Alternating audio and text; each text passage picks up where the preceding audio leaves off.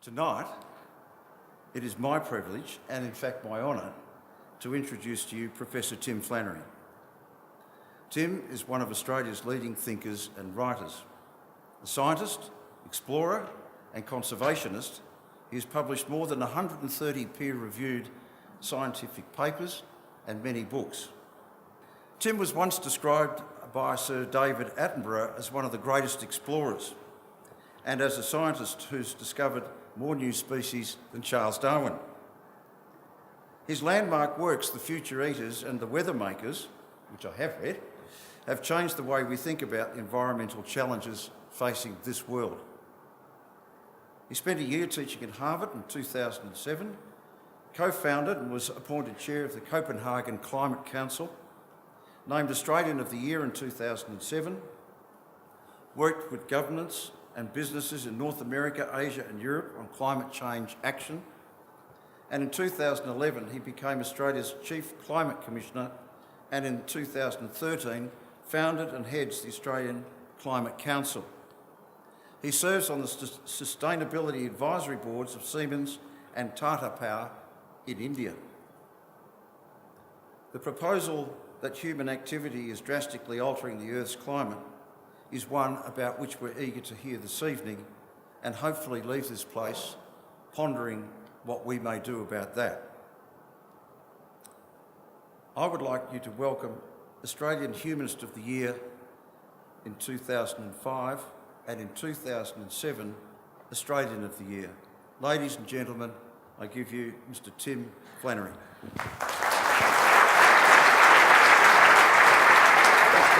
Enjoy it. Thank you.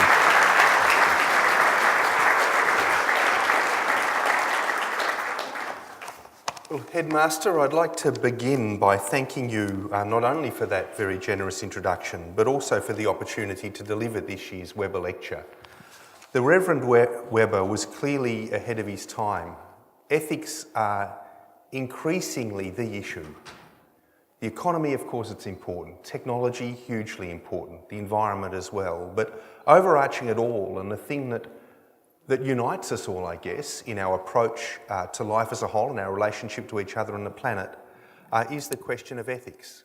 It's one of the central things, and I do feel humbled this evening to be giving this lecture before you. It's very timely that I'm here this evening. This is a moment in terms of the climate challenge and our response to it that is particularly piquant, it's particularly important. Late last year, the nations of the world agreed on the first global approach actually, for all nations to deal with climate change. The Paris Agreement was a hugely important moment because finally, after years and years of debate and discussion, which I'd been pretty deeply involved in at times, we finally got the agreement that we needed to move forward. That agreement has been followed in the succeeding months by a period of profound natural change in Earth's climate system. And I want to talk a bit about that and the implications of that for what we do from here on. I propose this evening to really divide this lecture up into three principal units. The first thing, which is quite important, is to trace how we got to where we are today. I know it's a bit historical and you will have heard some of it, but it is really important, I think, that we understand how we got to where we are.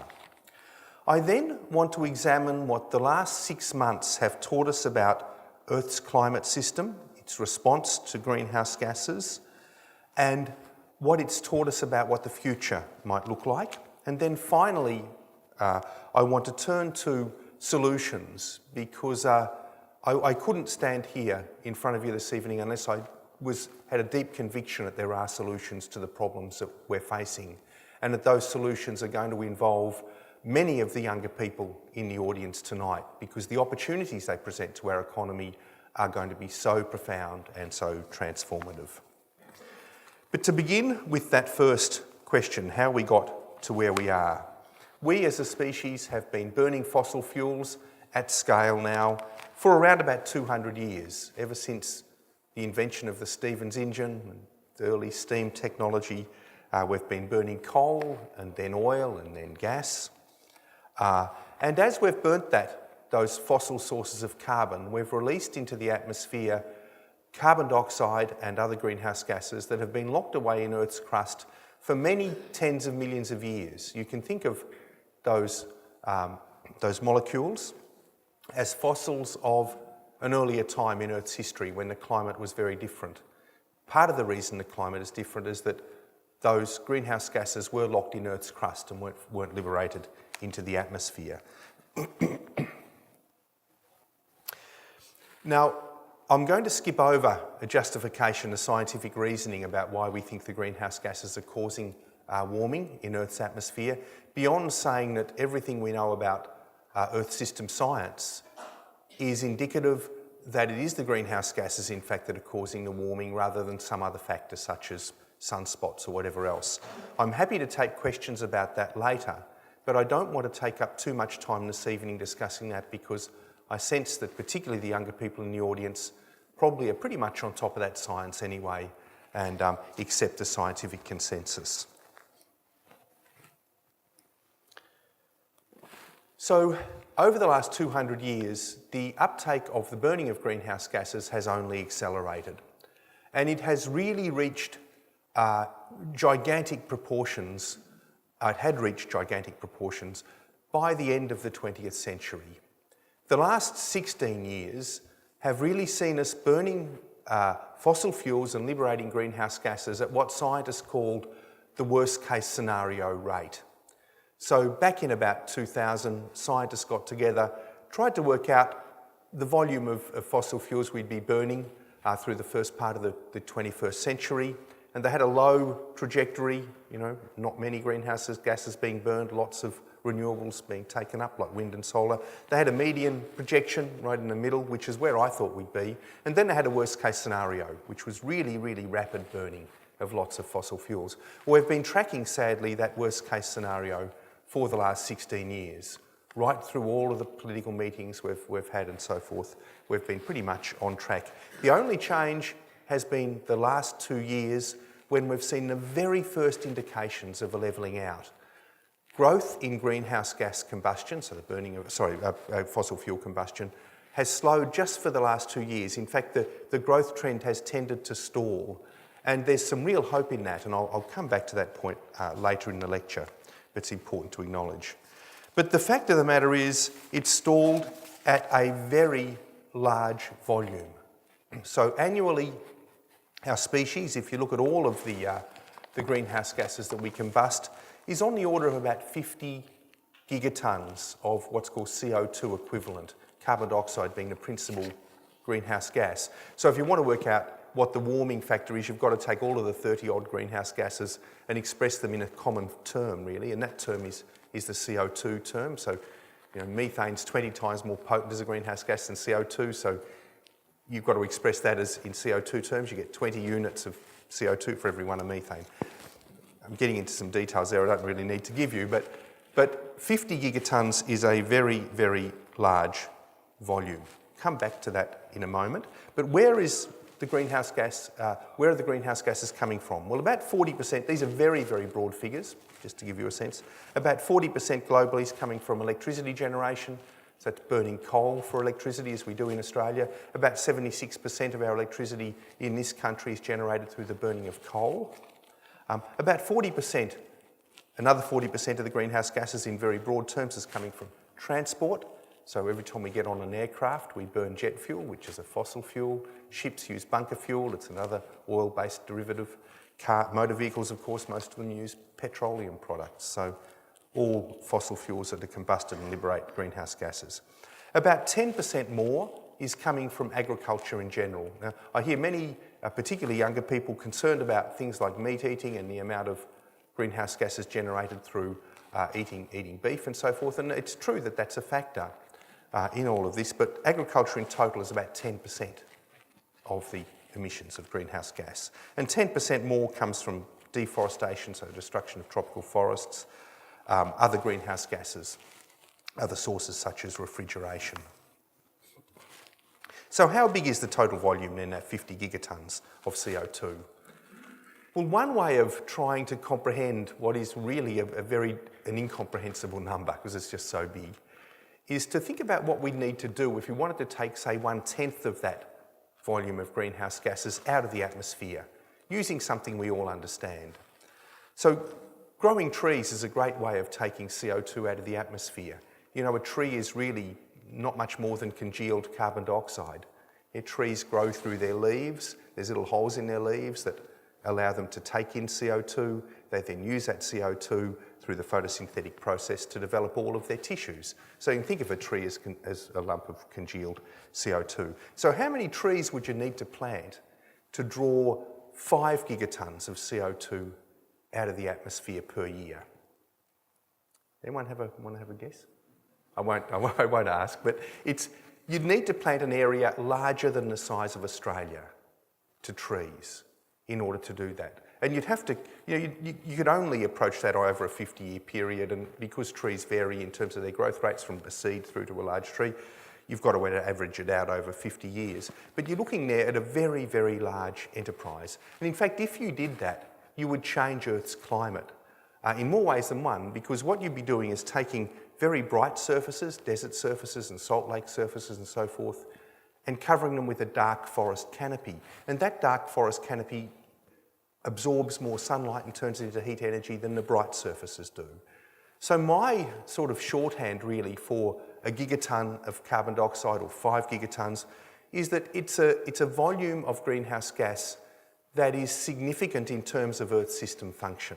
It registers big enough to register in terms of Earth system function. 50 gigatons is just an enormous volume, and we're pumping that amount into the atmosphere every single year.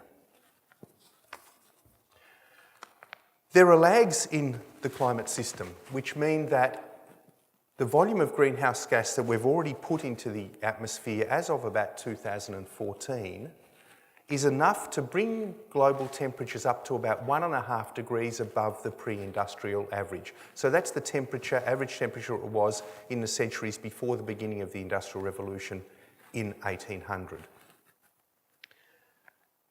As of December 2015, we're already about at 0.9 of a degree Celsius, so just under 1 degree Celsius above the pre-industrial average. But there's enough greenhouse gas to bring us up to 1.5 degrees above the pre-industrial average by 2050, even without adding any more. In fact, we're already beyond that because those figures are about 2 years old.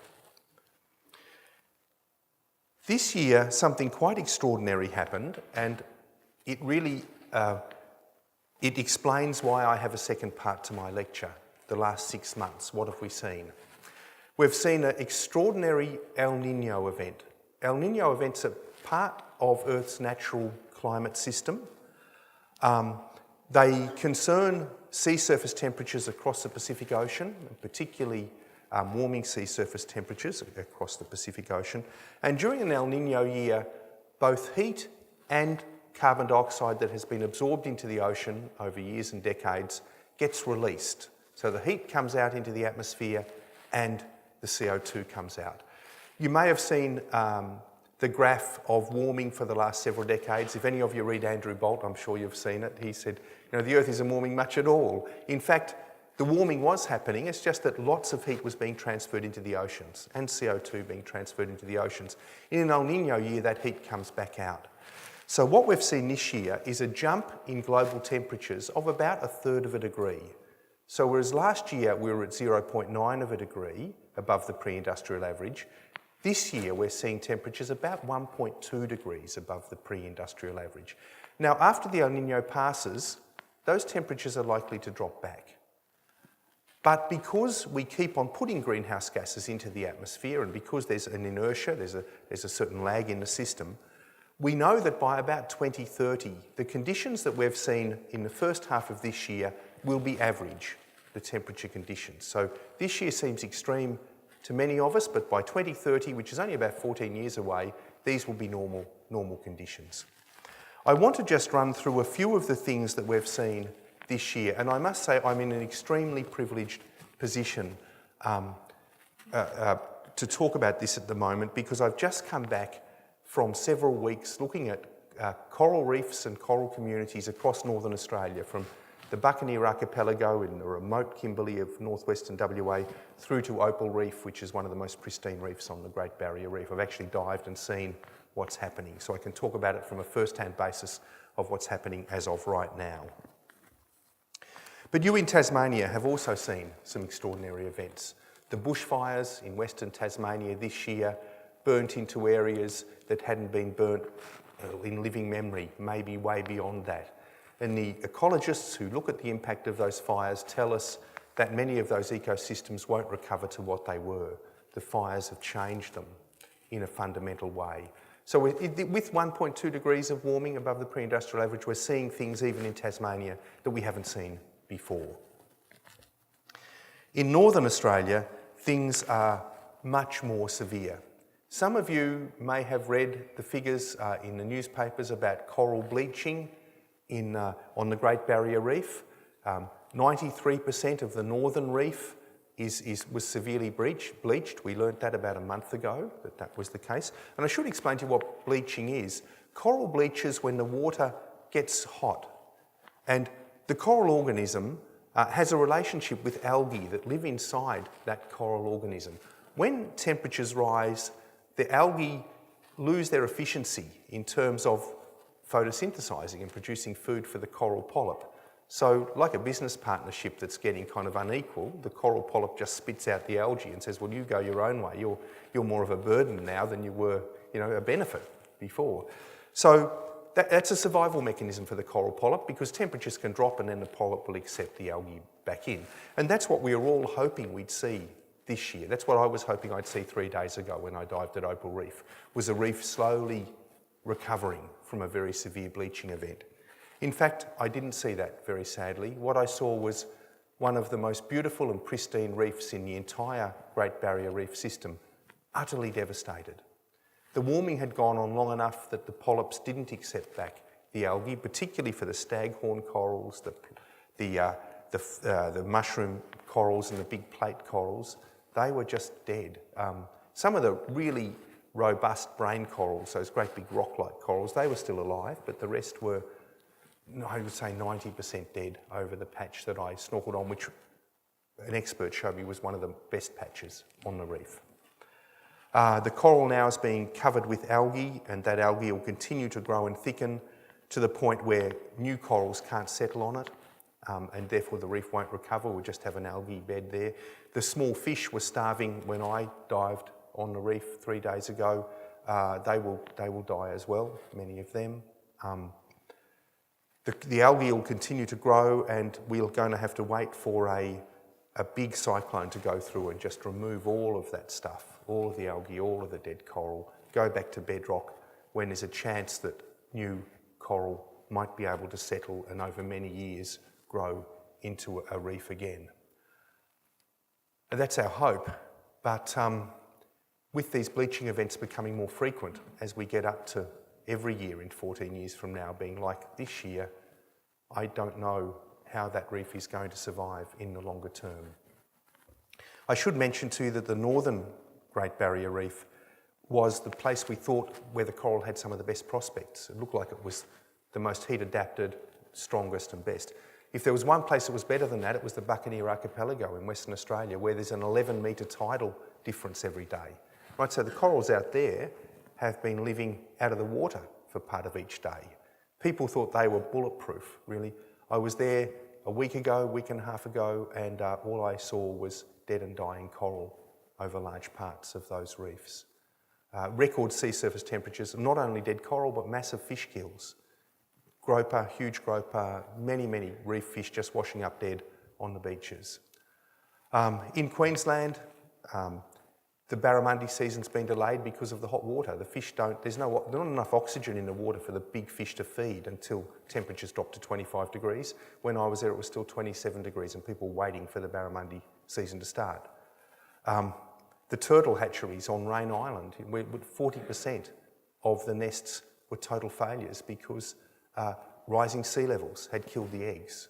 So we won't notice a Great Barrier Reef without corals and without turtles for some time, because there's some robust corals and turtles live 100 years. So, even if they're not reproducing at all, there'll still be some there, but you can see where the system's going. The first extinction of a mammal anywhere in the world happened on the Great Barrier Reef a couple of years ago. The bramble key malamies, a rodent unique to the Barrier Reef, vanished because of rising sea levels, destroying its habitat. You'll read about that in the papers, I think, in the next week or two, but there's no doubt, I've read the scientific reports, there's no doubt that's happened. I found it very difficult to come away from all of that with any equilibrium, really. I mean, I've been involved with this for so long, and all I could think of was, you know, if we'd made more progress at Rio, this wouldn't have happened. The heating wouldn't have been there. If we'd made more progress in Copenhagen, it's likely it wouldn't have happened. But we've left it so long that we're reaping the legacy of this decade of worst-case scenario emissions. And this is what we've built, this is the bed we've built ourselves, sadly. So things are pretty tough for the Great Barrier Reef, for our biodiversity. And of course, the situation around the world is no different. We've seen record low sea ice in the Arctic this year through winter. We've seen enormous fires in Canada, central Canada, unprecedented, just to mention a couple. And sadly, our one glacier in the Australo-Papuan region, which was in Indonesia on Mount Jaya, part of Irian Jaya, it's likely to be melted away this year or next. I've climbed up to that glacier. I've studied the biodiversity under it. It was an incredible thing to stand at the foot of a glacier on the equator and look down over a coral reef. I would have loved to have handed that on to my children as an experience, but that chance has now vanished. So things are not in a great state. The last 6 months have taught us what the future will be like. It's offered me at least a window into a future that I didn't really want to see, but I think we all need to see.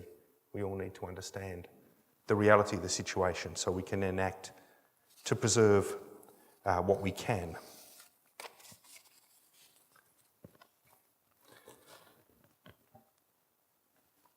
So where do we look for hope in a world like that?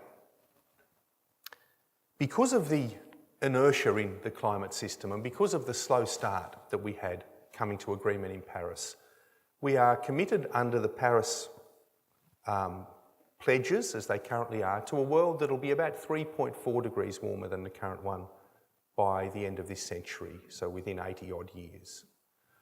We don't need to go that way. The Paris Agreement has some inbuilt mechanisms that allow us to be more ambitious, but we'll really need to be very much more ambitious if we hope to get to 2 degrees. If we hope to get to 1.5 degrees, we're going to need new tools because cutting emissions isn't going to be enough. I just want to give you a sense of what we need to do in terms of cutting emissions and doing it quickly to see what some of the implications are. There's a great study that some of you who are interested in this may want to look up called the Smith School study out of Oxford that asked the question, what can we do to cut emissions really hard and fast to guarantee that we'll stay within 2 degrees? And they came up with a great plan. They said there's about 300 antique coal-fired power plants around the planet, like 1,000 megawatt plants, which are enormous, great plants. There's about 300 of them. They're all about due for closure because they're all old. They're some of the worst polluters anywhere. They kill people because they make a lot of particulates and air pollution that are highly damaging to people's health. And they need to close down. We've probably got 7 or 8 of those plants in Australia, one of which has just recently closed in South Australia. So it'd be a great thing if we could close those plants down. If any country can do it, we can. We're 30% oversupplied with electricity, so no one's going to notice if you close down 1 or 2 of the worst polluters. In fact, the people that own them are calling on government to regulate them out of existence because they know there's a liability there. And with 30% oversupply in the electricity market, they'll make more money from their clean plants anyway if these things aren't running, if they can close them down. So if we could do that, if we could close down 7 or 8 plants pretty quickly and then say to the rest of the world, we've done it, please join us to do that. You know, and we've got to ask ourselves, if we can't do this in the next 5 years, as the Smith School study says we need to, what chance is there that an India or a China or a South Africa that needs the electricity more is going to be able to do it? It's a great opportunity for this country to lead, to take the first big step towards getting that emissions trajectory not just flatlining but starting to decline, which we need to do and see it decline very, very quickly. Of course we need more wind and solar in the system, But in an electricity market that's 30% oversupplied, no one's going to buy that electricity unless we can close down some of the old plant. So the one thing I can tell you is that the current settings, current government policy, it isn't working. It's not protecting the Great Barrier Reef. It's not protecting jobs in coal. We've lost 13,000 jobs in coal over the last 2 years or so. It's not getting us where we need to be to give a decent future to our children. So I think the time has come for all of us to see that we need to change the settings. We need to start doing things a little bit differently. Personally, I think this needs to be the Reef election. We need to put this front and centre of what we do. There are some really good things happening, though, on top of the difficulties. And one of the great things that this country's done recently is to produce an innovation fund. Innovation is going to be absolutely central to our future, particularly in the area of climate change. And the reason I say that is that we need to cut emissions. We all can see that. We know how we can do that. But because of this lag that I was talking about, where the greenhouse gases are already in the air and can cause some very adverse consequences even at current levels, we need to find ways to get those gases out of the atmosphere and back in a place where they won't do any harm. And technology through innovation is the one tool we've got that can, I think, see that happen.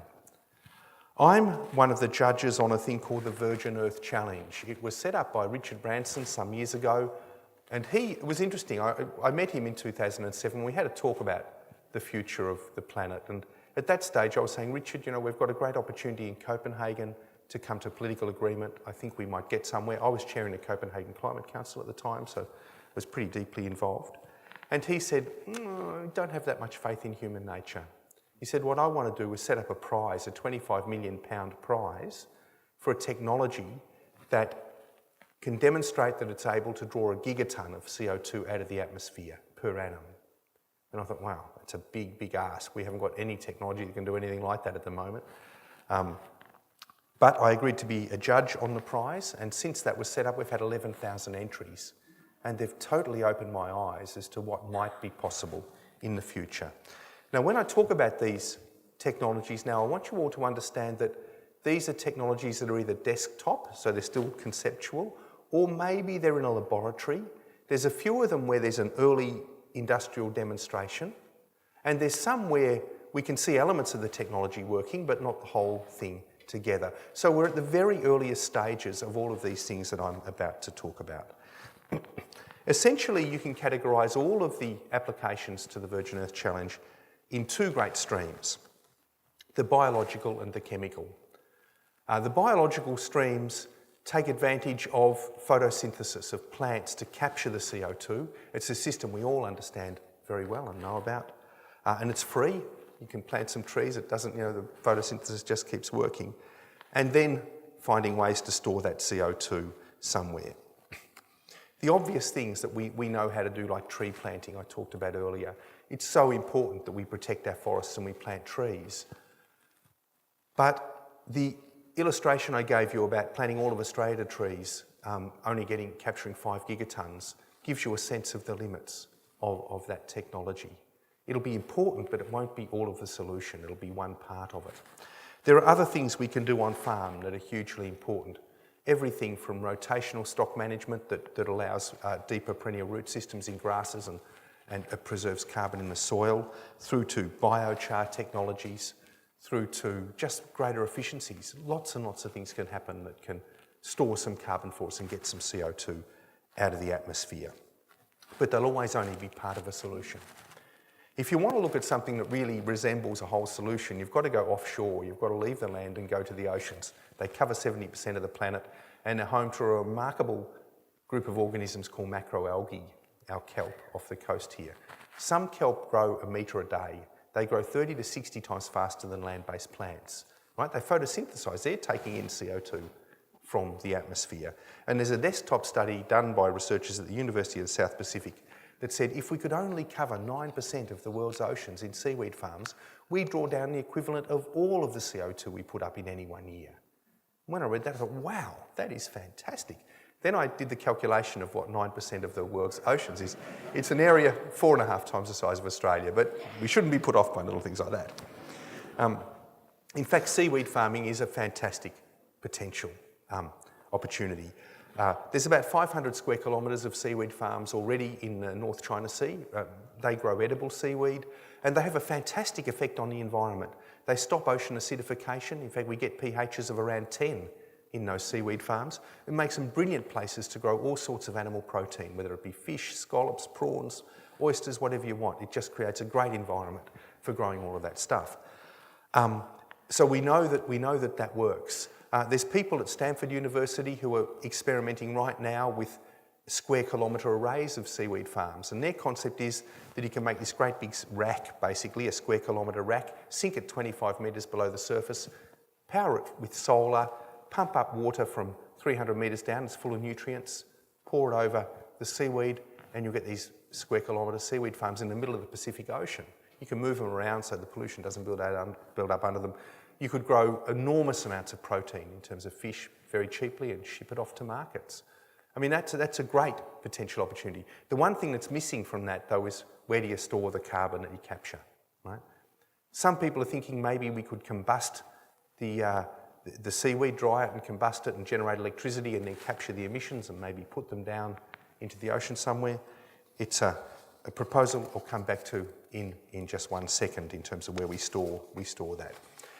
So there are opportunities in the biological area that are quite important, and I think if we follow them vigorously, if we get our innovation dollars into those areas, could be great opportunities for us.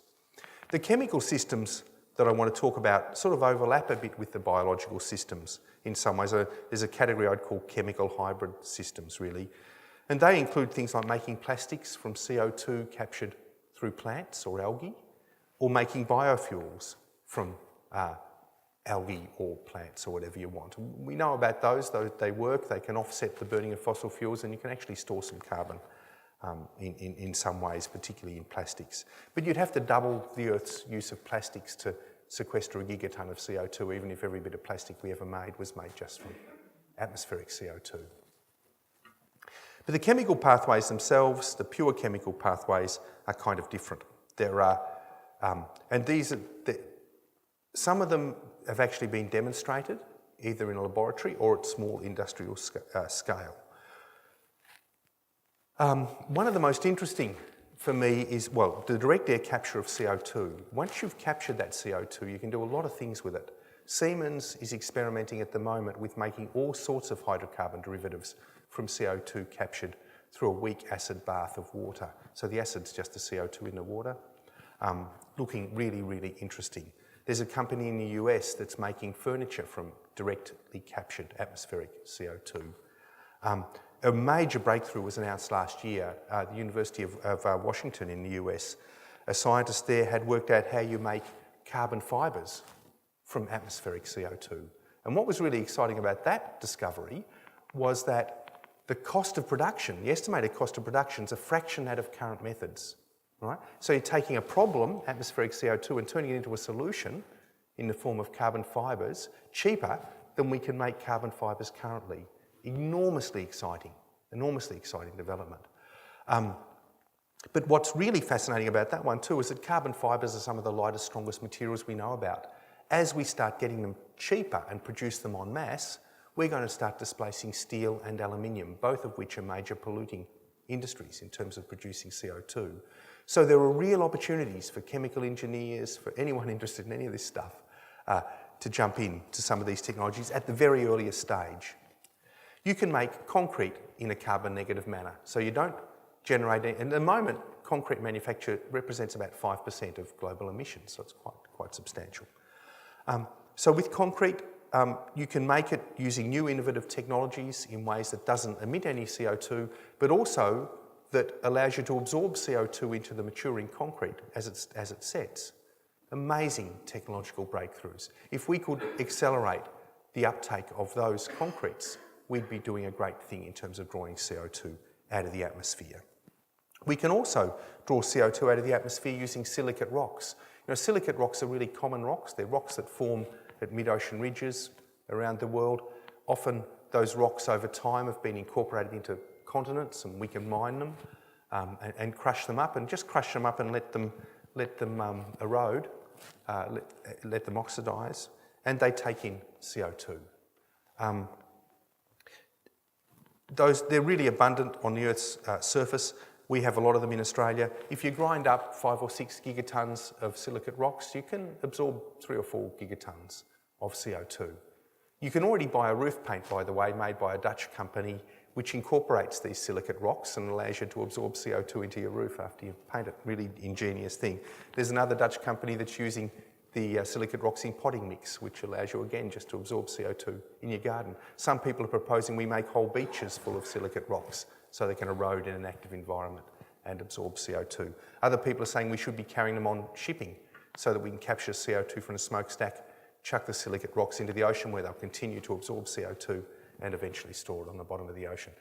Great solutions, but the problem is until we can green our transport sector and our electricity sector, we're going to have to burn fossil fuels to grind up those silicate rocks. So we need to take the first step of moving to a green, clean energy technology before we can yield or harvest the full advantage that they represent.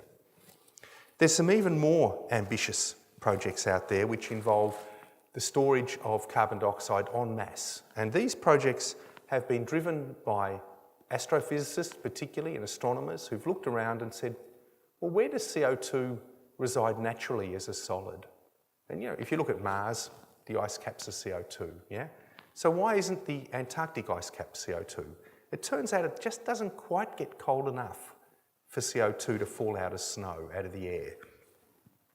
Average temperatures over the Antarctic ice cap are about minus 57 degrees Celsius.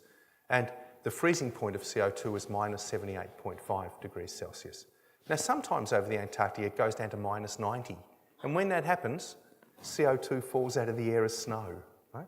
Just that when the temperatures rise again, all of that CO2 sublimates. So it just goes from a solid back to a gas straight away when temperatures rise. So these are astronomers who've looked at this said, well, that's a kind of interesting proposal. How about we get some giant chiller boxes, say 100-metre cube chiller boxes, put them in the Antarctic, use wind turbines, which already exist in the Antarctic to provide power to research stations, use wind turbines to power them and drop the temperature by 30 degrees. What would you get? You get about 40 centimetres of CO2 snow a day out of a system like that, which you could bury in the Antarctic ice cap and it would stay stable there. If you wanted to sequester a gigaton of CO2 using that technique, how much wind power would you need? Turns out you'd need about half the wind power that's currently installed in Germany to do that. So it's big, but not entirely out of the question. Now, when I first read about those proposals, my first thought was, the Antarctic is like our last virginal continent, our last untouched continent. Do we really want to be putting wind turbines all over it? Well, the Antarctic's a big place. It's much bigger than Australia. And when I thought about it, I thought, if the choice is to leave my kids with a 2-degree world or to sequester CO2 in the Antarctic ice cap, maybe we should at least do due diligence on it. Maybe we should learn enough that if we want to pursue that solution, we can actually do it. The other opportunity for storing CO2 as a solid is in shallow sediments on the ocean bottom. If you have 2 or 3 kilometres of water above you, that acts as a great pressurising element, and if you pump CO2 down into sediments below that 2 or 3 kilometres deep in the ocean, the CO2 is stable, and you can put it into sediments that might be only 200 or 300 metres thick, and they'll tend to stay there and over time form a solid and remain in those sediments. So maybe it's possible that we could take the CO2 from seaweed farms and store it there. But as I said, these are desktop studies at the moment. We don't know what the practical consequences are. But I'm sure that we owe it to our children to investigate those opportunities, those possibilities, see whether they're worthwhile doing. If they are worthwhile doing, then we'll need to get about doing it. In my book, Atmosphere of Hope, I looked across all of these technologies and took a very conservative guess at how much they might be able to sequester by 2050. And it looked to me that even if they only work, a few of them work out partially, we'd probably be able to sequester or draw down about 40% of current emissions. So that's about almost 1 part per million of CO2 in the atmosphere we'd be drawing down every year. But if we were to do that, we'd have to start right now with the development, with the innovation and research, because we know from wind and solar that to start with an idea and have a global industry, it takes 30 or 40 years. There's a pathway that has to be gone through to see that. So we need to start now if we want to have those benefits there by 2050. I think the changes that they will create, these opportunities, are so profound they'll transform our economy. At the moment, clean energy is transforming one sector of our economy, but can you imagine what it means when carbon sequestration involves everything from food production to construction, through cement and so forth, through to even utilising perhaps parts of the Antarctic or whatever, plastics from CO2, carbon fibres, almost every element of our economy, of the production side of our economy, is going to be touched by that. And I think the opportunities are enormous. And we're in a unique position. We can see what the need will be by 2050. The gas is already in the air that'll drive that need. We know what the need's going to be. We just need to start those first steps to make sure we meet that need by 2050. I talk quite a lot about 2050. I guess we all do in the climate area, because we can see that by then the problems are going to become overwhelmingly large unless we do something. And it always seems distant and abstract to me, but I do think it's important that we understand what that means. And one of the ways I've come to think about or conceptualising 2050 is to think about it in last century's terms. So let's imagine that we were here in Hobart in 1916 and we were discussing 1950.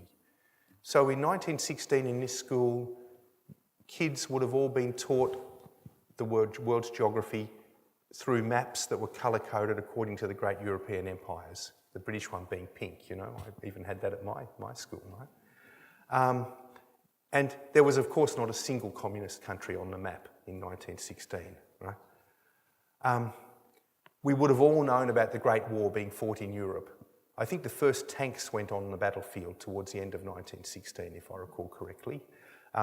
By the end of 1916, those old biplanes that were being used for surveillance and things, people were starting to use them for a bit of bombing and strafing and things. The world was starting to change. But horses were still really, really important. The streets of Hobart would have been full of horses rather than cars. And of course, farms would have been pretty much all horsepower. And at home, it was mum power. There wasn't electricity or anything back then. People, if you wanted the clothes washed, you did it by hand. Electrification of the house hadn't occurred. So imagine living in that world and then saying, well, try to think about 1950, guys. 1950, there's nuclear weapons, there's jet aircraft. Labour in the home is being largely electrified. The Massey Ferguson tractor's only 4 years off arrival in Australia, I think, at that point. The horse has long gone out of cities. It's been replaced by cars. The old empires that you got taught about at school, they're no longer there. They're gone by 1950. Communism's taken over half the world, something that wasn't even on your map in 1916. The changes were so great that they are unimaginable to the 1916 mindset. And the one thing we know about the 21st century is that the pace of change has accelerated. So as we think about 2050, we have to give ourselves the imaginative licence to think about solutions that today might seem ridiculous. Manufacture of motor vehicles and stuff using carbon fibre from CO2 or using the Antarctic ice cap to store CO2.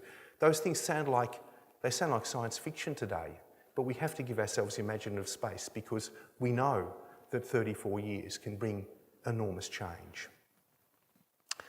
I want to really just leave you with that thought, but to reinforce just a single message, which is that the world of 2050 is being built today. If in 1916 you had wanted to understand some of the big drivers of change, you could have done it. Einstein's theory of relativity had been published, I think, in 1906.